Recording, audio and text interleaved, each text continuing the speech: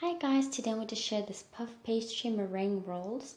Today we're going to need some puff pastry, sugar, egg whites at room temperature, and some crushed pistachios, which is optional. So first we're beating the egg whites on high until it forms the soft foam.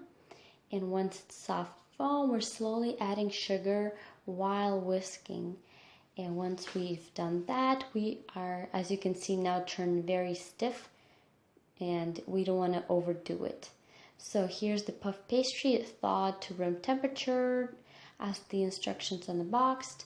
I rolled it out with a rolling pin a little bit to make it thinner, and using half of the meringue, we are going to roll this out and sprinkle our pistachios.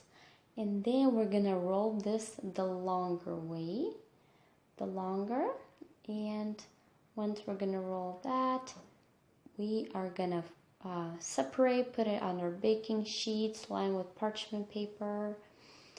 Yes, and we're gonna bake this on 350 for about after 20 minutes. Check your oven because ovens vary and it can be burning or it can still need some time to cook. And I've kind of sprayed with some cooking spray just in case it don't stick. So these beauties are ready to go in. And here's my second batch.